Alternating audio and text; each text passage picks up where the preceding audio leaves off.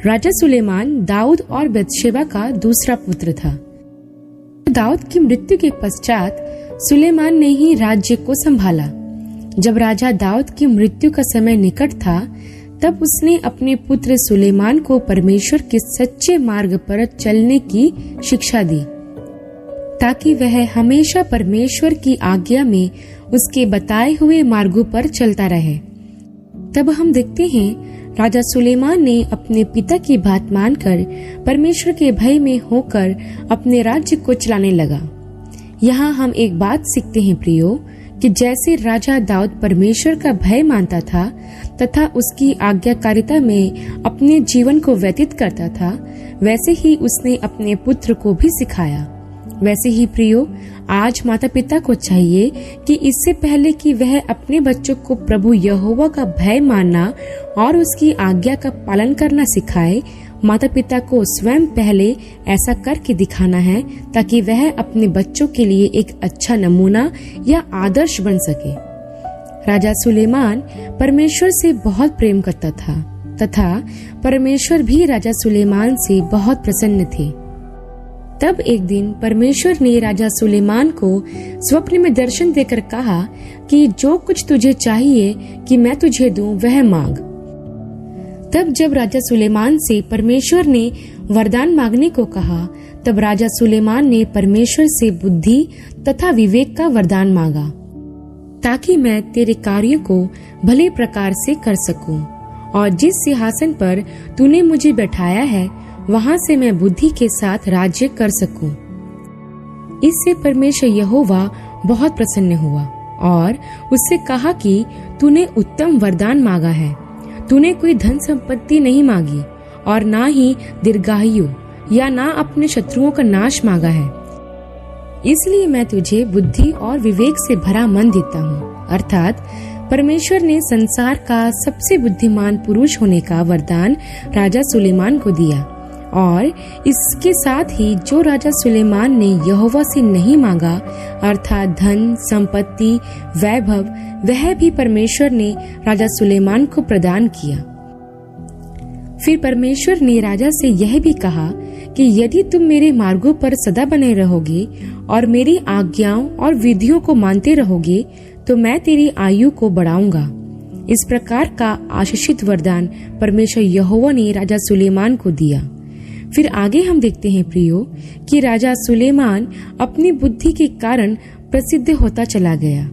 कई राज्य के राजा सुलेमान के पास सलाह लेने के लिए आया करते थे, और राजा सुलेमान भी अपनी बुद्धि की सहायता से सबकी समस्याओं का समाधान करता, उनका न्याय करता और अपने राज्य में प्रतिष्ठित होते चला गया।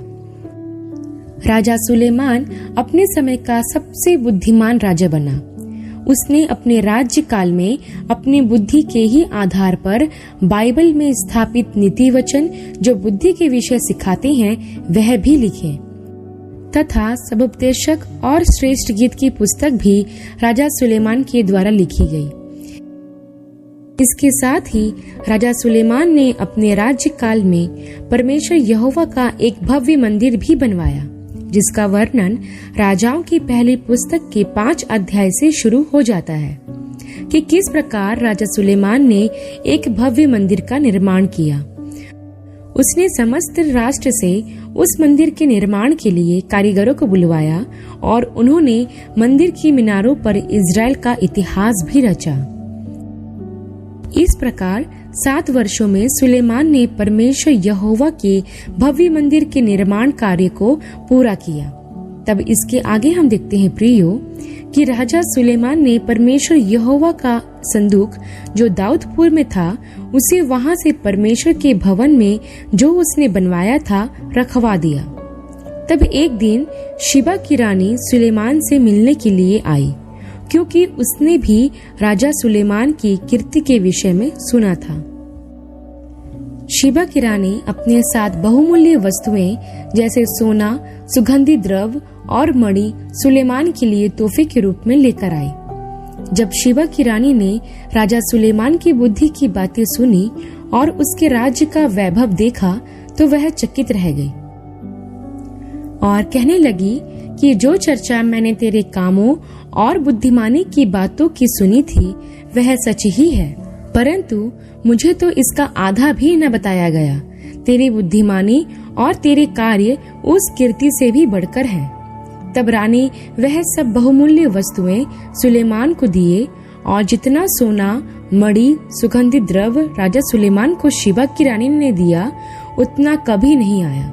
इसके बाद राजा सुलेमान ने भी अपने वैभव में से शीबा की रानी को जो चाहा वह उसको उसकी इच्छा के अनुसार दे दिया, और फिर वह अपने देश लौट गई। तब हम आगे देखते हैं प्रियो कि राजा सुलेमान के पास इतनी संपत्ति हो गई कि जितनी किसी के पास ना थी। तब राजा सुलेमान ने फिरौन की बेटी तथा बहुत सी अन्य जाति स्त्रियों से विवाह कर लिया जो यहोवा को नहीं जानती थी। बाइबल हमें बताती है कि राजा सुलेमान की 700 पत्नियां और 300 दासियां थी जो कि अन्य जातियों की थी। इसी कारण सुलेमान ने अपनी पत्नियों के देवताओं के लिए मंदिर भी बनवाए, क्योंकि वे अन्य जाति स्त्रियां अपने देवता ही की उपासना किया करती थी। इस प्रकार इज़राइल में यहोवा के विरुद्ध मूर्ति पूजा शुरू होने लगी, और राजा सुलेमान अपनी पत्नियों से प्रेम विवाह करने के कारण परमेश्वर से दूर हो गया, और वह अपने पिता दाऊद की तरह परमेश्वर के मार्गों पर पूरी रीति से ना चला। राजा सुलेमान अश्तोरेत नामक देवी तथा मिल्कोम नामक घृणित देवताओं की उपासना करने लगा, तथा उसने कामोश तथा मोलेक नामक घृणित देवता के लिए ऊंचे स्थान भी बनवाए, जिसके कारण परमेश्वर यहोवा का क्रोध सुलेमान पर भड़का। और यहोवा परमेश्वर ने सुलेमान से कहा कि तूने मेरी वाचा जिसको मैंने तुझसे बांधी थी पूरी नहीं की, इसलिए मैं राज्य को तुझसे छीनकर तेरे एक कर्मचारी को दे दूंगा। फिर यहोवा ने इज़राइल के आसपास के राजाओं को सुलेमान का शत्रु बना दिया।